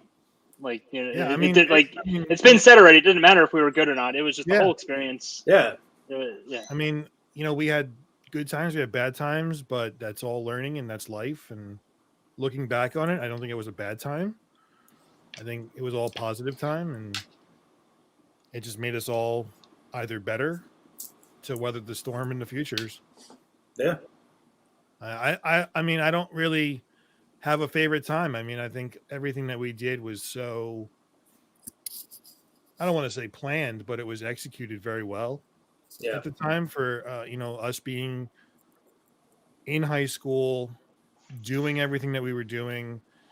Other bands that were in high school, like, you know, we had such competition at the time in Rockland where there were so many bands in high school doing all those battle of the bands and the you know, the spirit shows and all that stuff. It's what we did was special, and how we did it, I think really put it. I think we did it really well. Yeah. 100%. You know, it doesn't, you know, obviously everybody here, you know, is a testament to that because they were all part of something throughout the course of their life that made it special for them. I tell you, that was the coolest part about this whole thing. Like, you know, I remember, you know, Black RoseS Sucks t-shirt, you know, someone, rest not here anymore, but did things like that. And there was definitely a pushback, but people cared enough. If they care enough to hate, they care.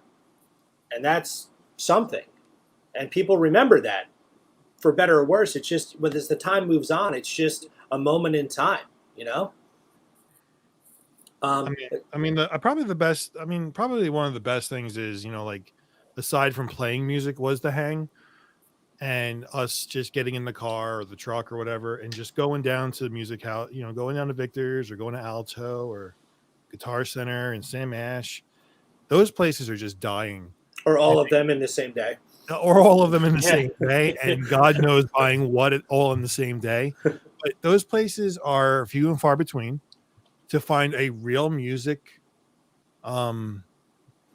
to find a real music store to go to really buy hardware is really hard to come by. Yeah. You go to Guitar Center today, it's like, here's the lower floor of Namm. Yeah, you have to go on their website to buy the entire Eddie Van Halen collection. Exactly. was like- there one day that we went to every Alto store all in one day? We went to Muncie, Watkins Falls, and I know I've done that Middletown. circuit with you guys. That's a circuit. That's a circuit. That's the circuit. You go start in Muncie, you go to Middletown, then you go to Wappingers Falls, and then on the way back we'd eat somewhere, God knows where, and then we start to rinse and repeat. We go down to Victor's because it'd be like 7:00 at night, and they close at 8, and we go there. The pub crawl before you could drink. Right. Exactly. If you go to all three Altos, you get a John Haber medal. When you push the button, it speaks to you very loudly. Little special option stop-offs on the way too, because there are several other little music stores in between all of them that you had to just run into, because they're the ones who end up with like that random piece, and you're like, "What here?" Like, remember that one on 17, James, by like where Outback is? Robbie's, right? Is that one?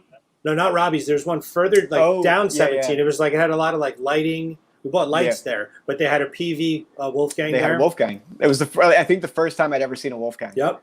And then I remember that place. And then Labella or Odabella. Odabella. Yep. That's where I bought the second of my of the red guitars that I had. That's where I found the other one. Like that was a 1996 guitar that I bought new old stock like 10 years after it was released. We had our own van. I mean, thanks to my dad, the pimped out Cal van. Remember, it had the VCR inside of it, and we watched Metallica tapes. Like, that was how we got like pumped up before the show. Was that like a fish van or something like that originally? Like it was a meat van. Yeah. I remember being in the backseat of that van. Sorry, James, but we were going to play Club Chrome, which was what Club Benet became. And I want to point this out because my entire tenure in the band, pretty much from 2001 onward, I was in a relationship. Brendon was in a relationship. Tom was pursuing a relationship. James wasn't actively pursuing anything at the time. Drew was our wild stallion for quite some time. So I don't know what we're talking about here. So 2001 was Pursued, my friend. I pursued him. It was Pursued. That's what I'm saying. Yeah. So like having the energy of a guy who is bringing not even like girls, like just friends. Like Drew was probably out of all of us the most popular, the most social butterfly, the biggest circle of friends. So you brought into our world a crowd that we probably normally wouldn't have reached. So I have a very fond, awkward memory of being in the back of the van on the way to Chrome, and for some reason Drew has his pants down and he's in his boxers to be funny, and then someone farted, and it's just this whole like it was never, and I'm saying this honestly because kids are watching it, there was never drugs, there was never anything stupid, there was never being mean to girls. It was just innocent, stupid, idiot fun. Like it was for a bunch of guys who probably could have been real jerks to girls or fallen off into a lot of different of the darker temptations. Like we stayed pretty PG-13 and just focused on the music, and yeah. Yep. Yeah. Yes, during Black Roses, correct. During Black Roses, yes. Yes. During, where's the ticker? The ticker's supposed to be down here. Hold on. Oh, there it is. 99 to 2003 is when we're talking about. Anything afterwards is, yeah. Rob, can you drop me out for a minute? I'll be right back. Bye, James. All right, guys. James is gone. Let's go play that thing, Brendon. Remember when we played as a three-piece at one time? Was it only once? I thought there was a few times where... There was one time that James couldn't be there, and then I said, we'll be fine without him. We weren't very fine without him. It wasn't very good. What else? Drew, do you have a happiest memory? Now, I'm seeing a Black Roses scrolling 1999 to 2003. Is that wrong? I don't think it's wrong. It's to me, I know that's the focus of tonight, but there's so many people who are here, except for James who just left, but who were still involved and were kept going in question times. Yeah. Hard to say that In Question was not directly related. I It's mean, the same band, just a different name. you're correct. First, You know, it was the very first bit of it. Certainly was. It took a little while for it to kind of branch out into its own identity, kind of find itself in question. I feel like, but in the beginning, it definitely was like Black. That ran longer, right? Yeah. When yeah. did? So In Question was really like 03 till 2012. and So- you know, so many different iterations. I mean, In Question was born out of You leaving. the second time that I left. And that taught me both times. I mean, both times leaving and then coming back. And leaving. God, it was like identical to the first time. It's always when he's talking about leaving too. I'll be back in a second. But you know that's a thing too. Like I'll let him finish. Hold on. Hi. So I don't know why this keeps tripping up, but it just keeps doing it. So I was saying, it just taught me how to deal with business relationships coupled with music relationships, which the longer you play with people and the more that you know them as family, which Tom,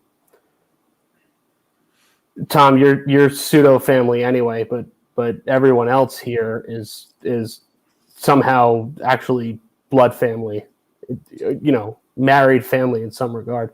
And Tom became that just from being from Black RoseS from the beginning, you know. Hi again. Through the later stages of In Question, he became that too.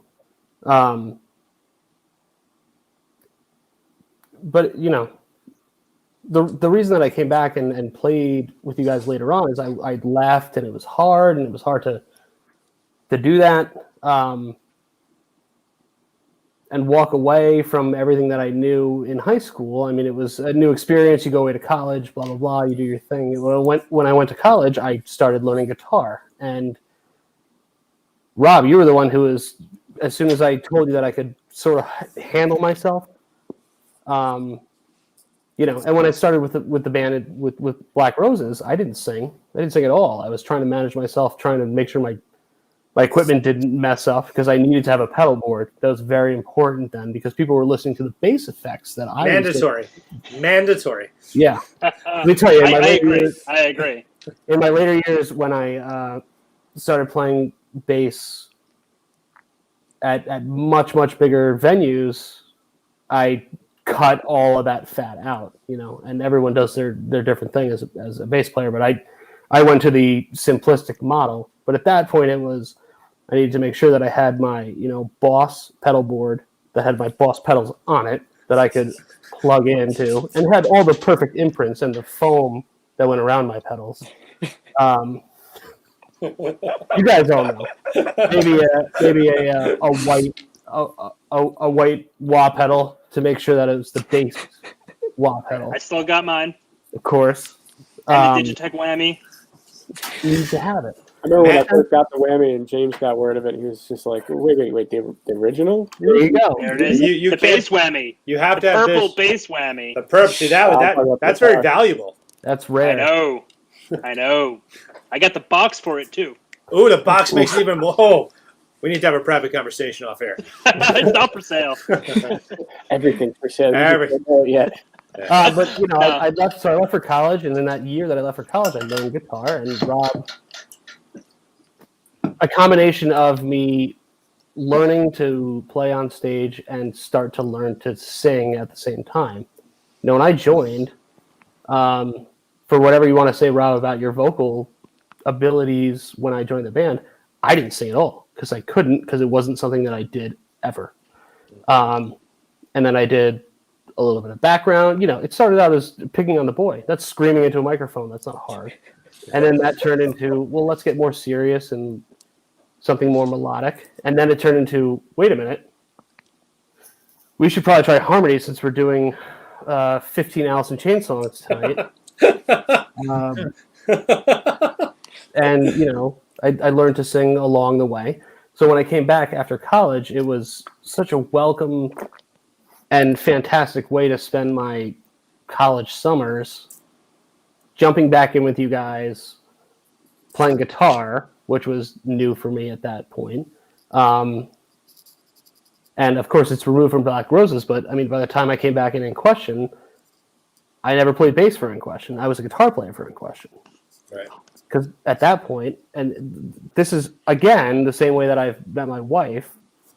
The reason I'm a guitar player now is because of watching you guys early on and going beyond root notes and having to learn beyond bass playing of just knowing what the tabs were and being able to recognize that a D chord doesn't tell me where D is unless I look at the guitar and I know what a D chord is, because there's no root being played there.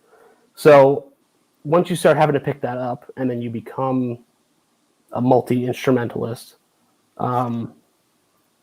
things start expanding. All of a sudden, then you're like, well, what can I try? I should try this or that. And, Brendon talks about playing French horn. I was a trumpet player through high school that we didn't use. We weren't a ska band. We never did any of that things. But I was going to say, French horn and trumpet, why did we ever try playing ska, guys? it's a flute thing, man. Everyone, We had a whole freaking Horn section. We're ready to go. yeah. Me and Brendon played in bands sitting next to each other for like 5 years, from like elementary school or middle school on. I feel like It's an oddly the longer I've observed things, the more I've found bass players that play brass. It's very weird, but it's certainly a thing that happens. And later on, I played trombone in other bands. But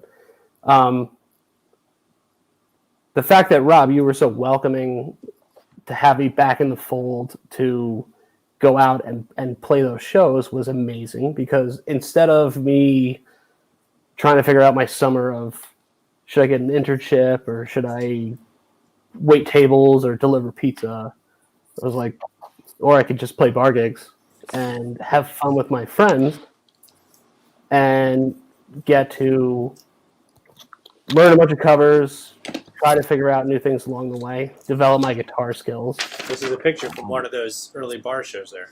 The In Question was. Wow. Wow. There you go, see? That's a prop beer. Tom does not drink beer, but yeah. I think he's holding Drew's second beer. That's not true. That's not true. There's a picture of us at the Grove in Anaheim. I know you're going to say that. Yeah, Heineken, right? That's all right. Yep. So the last thing I'll say is you asked about a most fantastic memory, and there are, I'd say, if I confine it to the Black Roses years, I think probably just playing those backdoor gigs. Those are the best. Those are the most local. That's where everyone would come out and we'd be able to make a real showing. Right. And do so. And then there was good sound going on, and that was always fun. But my favorite memory that I can think of as a band is probably the first time we're out at Namm in California. And The prosthetic? No.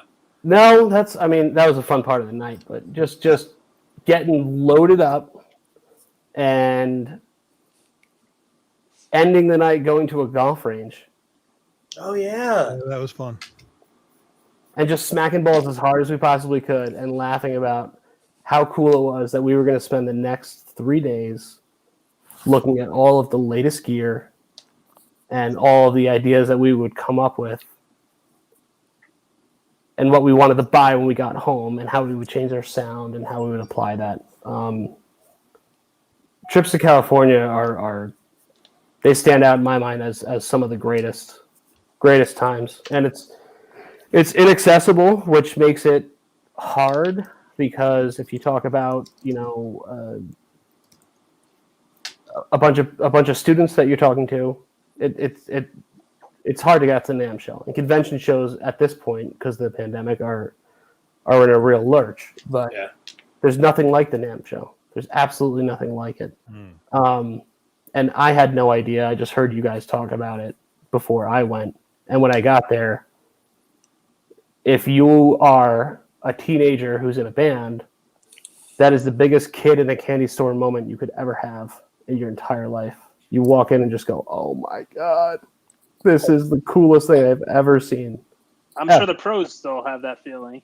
Yeah, how I'm could you sure not? they do. Or Disneyland. Because it's not, no other show that I've seen, at least outside of a convention center, and I've seen a bunch just being in New York, and my brother worked in trade shows for a while. No other show has, in the biggest letters possible outside, not open to the public. So as soon as you walk in the doors, there's exclusivity. You're already in the green room as soon as you get in. Yeah. Good point. And in the later years, walking around with an artist pass just kicks up the rock star feeling. Oh, I'm going to get a little bit of credibility. People are going to talk to me, get out of my way, or give me more attention just because I have an artist pass. You mean like signing at the Calzone case Yeah, booth? Yeah. just or getting to play shows out. Like getting to play shows out on the West Coast. Drew, you were the one to find that there was bars at the Namm show. I didn't even know that was a thing, and then you're like, "It's here! It's here!" I'm an Irish bloodhound.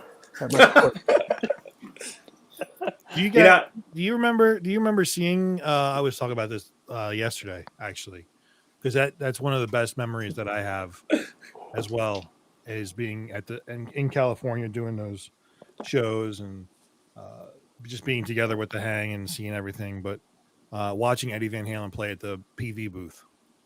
Do you remember that? I do. I remember that we waited a long time to meet him. It was 2003. It was the year 2004. 3. Two. I just 2. 2 or 3. 3, and he was drunk, and we didn't get to meet him, but he was there. Yeah. Oh, Yeah. that was rough. I just remember so many people being so angry. Oh, it was just so. If you were there, Drew, then it had to be 2. It had to be Yeah. 2 then. Yeah. That was not a fun moment, but now in hindsight, to be that close to greatness, it was. As I said earlier today on the Facebook, may or may not have purchased an entire Eddie Van Halen rig and 2 guitars today, but that's all right. So, Not to to do it. sidebar us too much. That's a Did you tribute. buy a 5150? what? Did you buy a 5150? I cannot disclose that on a public forum. Thank you Did for saying you- yes. Did you look You're gonna at have a to 5150? subscribe to the link below to find out tomorrow. We're We're going to talk later. You let me know what happened with the 5150. I look. Yeah, it's cool. Yeah, it's whatever. No big deal. PV glass. So here we go. So, it was so crazy, the Namm show, because my overarching, I wish all of us got to experience that as a unit together, because the 4 on this side of the screen got to go all together. Then Drew and I went a couple of times together, and those were just insane, debaucherous, like erased from your, and then Church trip, basically church trip. Yeah. We spent, definitely there were some knees involved. So, but the beauty is the first year I went, it was myself, my dad, and Tom, 2002. Oh yeah, so it was 03 was the Van Halen, because that's when we went. So 2002. I was there for that disappointment. Yeah, it was 03. Right. So 2002. And then Tom and I, throughout all of this, everything from the Black Roses reunion thing we did in 2007 that all 5 of us had played. Tom and I didn't talk for a long time, 10 years. And 2017, we reconnected and rebuilt our friendship that I feel so incredibly fucking blessed to have again. And we did that show in 17, and James, Tom, and myself did heated exchange shows, James playing bass. If you play a stringed instrument, I'll throw anything at you. Just do it. Banjo, let's go. But this last year, I went to the Namm show for the first time in a decade, and Sam was there, and she'd never experienced it. And Tom and Carrie were there. So to be there with Tom, drinking an old-fashioned, Carrie, we got her a little sauced up too. It was just so magical to relive that experience, Drew, with the first person I did it with, that I never thought that we would get to where we are as friends, and then to get to do it again. That's what I'm saying. That we had a great time this year. We really did. We really did. And it was so cool, and I look forward to, James, you could drive there. So Yeah, I know I could be there in 4.5 hours. hey, So- we talked about being on one of the bands that play right. bars. Yeah. So I missed out on all the Namm stuff. So But I'm you can open. come. If there's an invite, I'm just saying. Yeah, I got this in with this company called PRS. They make guitars, so I can get some badges if you want. So PRS. No, never heard of it. they make a guitar for this like mayor kid. I'm not sure his name. He went to Berkeley or something. Oh, is it with all the seagulls on it? Yeah. Yeah, They put like anyone on their website. It's no big deal. I dream of going back to Namm because like I only went the 1 year, and the mystique of that 1 year has never gone away, and like so much has changed since then that like I can only imagine how great it must be to go now. Like Drew was saying, like you can't wrap your head around how much is there. Like, oh, I play bass, like that means I play this brand, or this brand, but there's like 100,000 other brands of basses that you've never heard of before, and like you get to look at all of them and all these other people that have other ideas of how to make an instrument. That's pretty awesome. I would love to go to Namm again. It's like if music is like a tangible thing, you can unzip it and step inside of it. That's what it feels like. But it's not unrealistic to say, okay, well, Guy and Jenny come, and Aubrey and Brendon, and just find a way to just get everyone out there. Why not? That would be so amazing. Take the kids to Disneyland. That's right. It's right by Disneyland. Come on, it's a 2-for-1. Send them to Disney, and we'll go do boy stuff all day. Sign me up. I'm in. I'm in. I mean, with me, I worked at Robbie's that whole time, and then hearing about when he would go out there. My boss is like, "Oh, this is what we're getting. This is what we saw. This is what we bought," and it's like, I could have come with you, Right. Like, and then with you guys, I think when you weren't going at the time, but there was a lot of talk about going, and at that point, Brendon was in, but you guys hadn't started the first time yet, and then obviously after that you did, but yeah, Namm's always something. I mean, that's just like literally Disneyland. Well, they canceled it for January, so we have a year and 2 months to start saving. And now that I think about that, speaking of like band memories, I wish we all could have gotten to experience. I really hope we will all get to experience it, because at the time, like I'd only been to LA that one time, and not even like the whole like magic of like being at the Namm show, like not withholding, like we saw Ozzy's house, we saw the Whiskey, like we went up and down Sunset, like we saw so much of like the West Coast music history.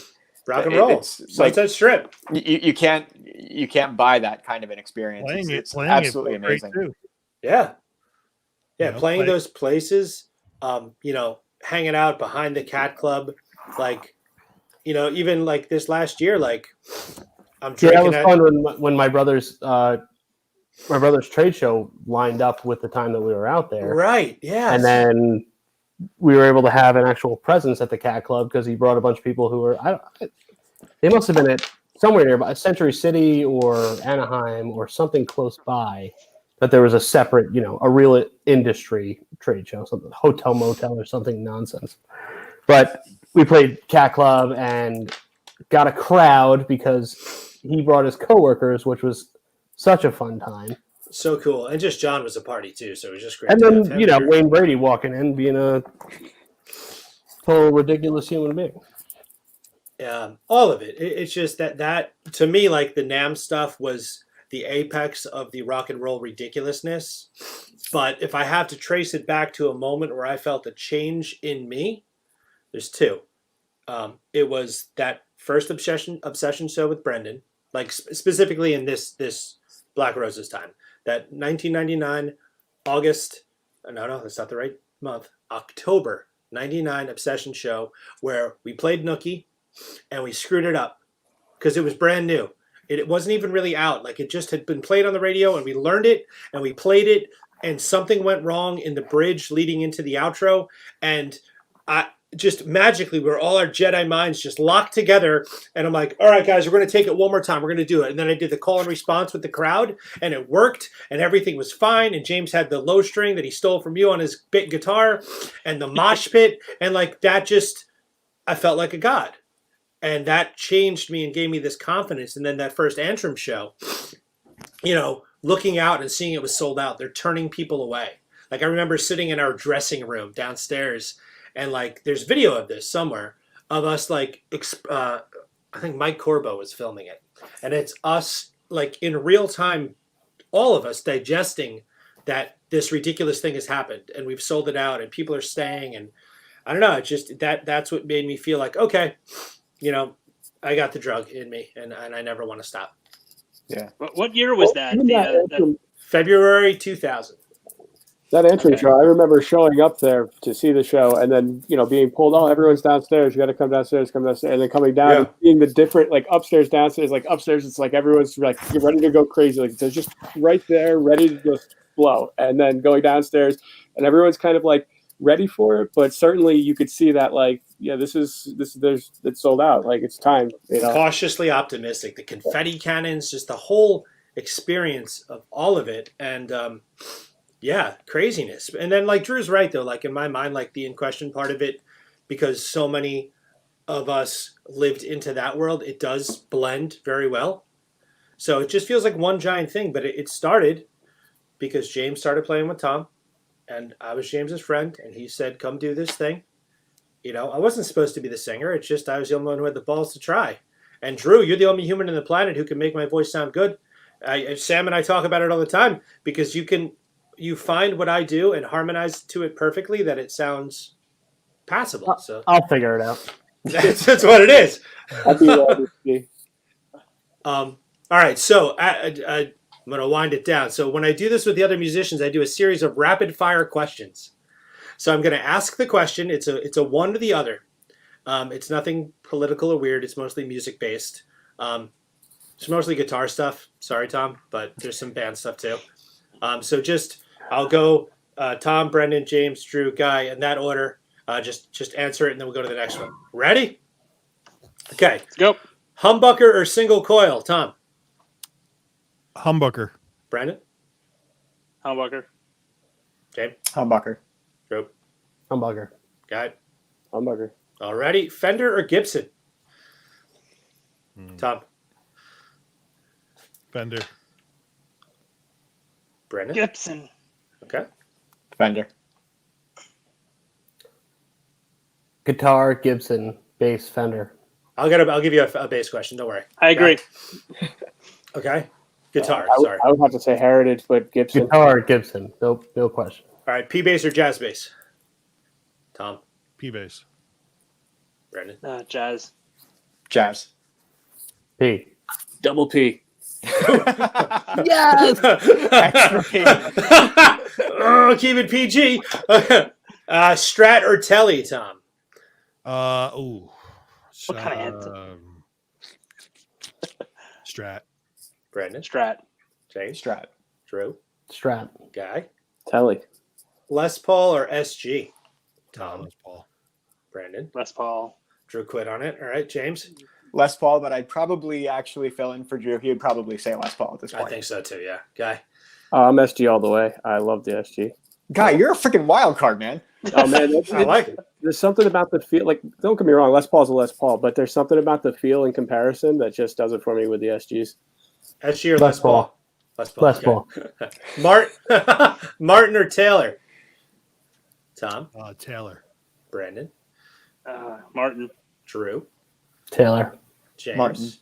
Guy? Given the choices, Martin. Okay. So this is going to go gear questions, but think of a production standpoint. Tom, delay or reverb? Delay. Brendon? Delay. Drew? Reverb. James? Delay. Reverb. Fuzz or overdrive? Overdrive. Overdrive, like tube. Yeah. Yeah. Like Tube Screamer? Overdrive. Yeah. Yeah. Versus like a fuzz face. Yeah, you know. Overdrive. Overdrive. James? Tube Screamer. Yeah, overdrive. Okay. All right. This is the only question on the whole list that there's only one right answer, but let's see how it goes. Phaser or chorus? Tom? Chorus. Okay. Phaser. Drew? Chorus. James? Can you come back to me? Okay. I mean, Yeah. I'm thinking bass. It's phaser. Yeah. Bass. Yeah, So am bass- I. Yeah, so for bass, chorus sounds better. For guitar, I'd No. say phaser. I think Phaser, yeah. All right, Beatles or Stones, Tom? Stones. Beatles. Beatles. Stones. Beatles. Metallica or Megadeth? Megadeth. Metallica. Oh I God. don't want to answer that one on live. on And, I'm doing. I have to say, as much as I am a Metallica head, I have grown to really indulge myself in Megadeth. And I'm doing See- Countdown to Extinction with Brian at 9. I haven't gotten into Megadeth yet. That's really why. Overwhelmingly, overall, by influence and everything I've ever listened to Metallica. Okay. But I was at Big Four, and Megadeth fucking killed them. killed Metallica Killed the whole that thing. night. Best band on the bill. Big They Four. murdered them. They Yep. murdered everyone that was there. Yep. I would probably say Metallica also, but I will say that like in you guys getting ready for the record talk with Countdown to Extinction, I went back to it, and Countdown's a freaking great record. But It is. still, I was. Metallica shaped too much of who I am as a guitar player to disregard it. So I play guitar because of Metallica, so I got to go there. What'd you say, guy? Which one? We did a lot of, we have to point out Mickey Mantle Yes. and starting out with Die My Darling. oh wow, yeah. We played a chain restaurant in the Palisades Mall and started out with the Metallica Misfits cover. Did you know? It was lovely people are trying to enjoy their steaks. Can you guys really chill out? We No, played. choke on it. Oh man, I had a ponytail. My hair was as long as your hair, James, at that show. It's funny, like something we didn't touch on. I'm sorry, we're up to Guy on the Metallica to Megadeth question, but something we didn't point out was how incredibly, painfully, brutally loud our stage volume was at all times. Well, that's how you do it, isn't it? I don't think there's any other way to do it, and I feel like it's a mistake to just not do it as hard as you can because This has been sponsored by my constant tinnitus. I was just gonna say, If you thanks get for the having opportunity, you gotta. Well, if you have a 150 watt amp, what are you supposed to do? You got to crank it, well, right? it's forget the amp. Like you had Tom right over your shoulder, and so, like whenever Tom would play drums, it was just sawdust all over the place. That And the was just, wash, because he yeah, would like just ride on drumsticks the cymbals. and like crash cymbals and stuff. like and Keith so- Moon riding on the Crash. Oh, If you didn't use every bit of your amp to try and combat Tom's drumming, you just couldn't be heard. So our Well, the one stage thing I volume think- when we played was absolutely painful. There were days that I couldn't hear after we would play like an 8-hour practice or something like that, or like a really good show. Practices would just be a revolving circle. Oh, you got to turn up. You got to be louder. that's how you fix it. Yeah, no one ever gets lower. You just get It louder. was, And the thing is, we'd eventually get to a point where we were counteracting Tom, and he would hit harder if that were Yeah. possible. so constantly Rob's dad would tell me things that I chose to ignore, like you guys should wear be earplugs. playing a little bit lower. You should wear earplugs. You should be more responsible with your behavior. And I ignored all of that. And I had a really good time. But when I go to sleep at night, there's just a slight that like Tom before in the beginning. Yes, you know, Tom's feedback loop. so Rob has a school now. I mean, if this is going out to any of his students, I'm the next older generation to say, please, for God's sake, wear earplugs, wear ear protection. It doesn't matter if it seems uncool. As soon as you lose some of your hearing, or as soon as you have something that is a constant noise in your ear, you cannot ever undo it, and it only gets worse. It's worth it. Wear ear protection. Do it. And protection in general. Yes. Okay. Whatever. Guy, Metallica, Megadeth. Sorry. He said Metallica. Yeah. Oh, sorry. Okay. All right. I tell myself I'm going to do the Megadeth thing, and I just get there, and I'm like, push play, and then I go to Metallica. Okay. If we're on the Beatles, John or Paul? Tom. Paul. Brendon. Oh, Drew. Paul. James? I don't know enough to make an educated decision, so I'm going to go with the Say previous Paul. three and say Paul. Yeah, Paul's the right answer. good answer. Yeah. That's the right answer. Guy. Paul. Okay. He's Nailed it. dead. He can't even defend himself. It's terrible. Zeppelin or Floyd? Tom. There's 3 more. We're winding down. Oh fuck. Floyd. Apples and oranges. Floyd. Pink Floyd. I have to say Floyd I'm too, gonna say- and I'm gonna defend my decision and say Floyd. And I just want to say that like that was like probably one of the bands we listened to the most. So like definitely once I started hanging with you guys, like there was just so much Floyd, and I Yeah. really got into them with Ryan Yeah, during those years, and Yeah, it with just, the Machine, Floyd was yeah. just the way. Floyd was just my thing. yeah, it was awesome. Zeppelin. Floyd. Okay. I would say Floyd too, and I would say Floyd as a direct result of the Machine, because the Machine just did Floyd differently than Floyd did. I would come to appreciate Floyd more because of the way the Machine took care of Floyd. Yeah, I was lying. I would say Pink Floyd too. Guy, obviously, with that beautiful picture. Yeah, Guy, I love that. That deny is, that. I mean, that's Tom's great. involvement, Ryan Ball's involvement. There's no way that we could get away from the Machine and how amazing they were and are. And you know, I guess at some point we probably we covered Zeppelin at some point. Run. You would sing rock and roll. I remember Rock you and saying roll. a question. You sang rock and roll. But we did a lot more Floyd than we did. Yeah. I remember, I think, Tom, we were driving. It was me, you, in your green F-150, and Time came on. It was probably K-Rock. Time came on the radio, and all of a sudden, you and I are just driving down, probably 17, just belting our lungs out, just singing along with Time. True. There's a handful of bands that were like so Pink Floyd, Rage Against the Machine, Chili Peppers, and Primus. Those four bands, I remember you, Brendon, playing incessantly, and those bands are interwoven into my soul because of how you and James and Tom, to a degree, would just, someone would start a lick and all of a sudden we're playing, Blue Collar Tweakers. It just, boom, it clicked and it happened. And I'm like, I don't know this song, so I'm just going to sit here and, go pee or something. All right. Chili Peppers in there too. Yes. Dark Side or The Wall, Tom? Jesus. 3 more questions. Dark Side. Okay. Dark Side. Okay. That's a hard one, man. This one defines you as a human. It's different camps. So it's okay. It's not hard for me. For me, it's Dark Side all the way. I know. That's like top 2 albums all time for me. I'm gonna go with The Wall. I'm gonna say The Wall too. Dark Side. I mean, there's others that. I mean, well, we could talk forever, but Dark Side out of the choices. Big man, you are. I say The Wall. I like The Wall as well. Pearl Jam or Nirvana, Tom? Why?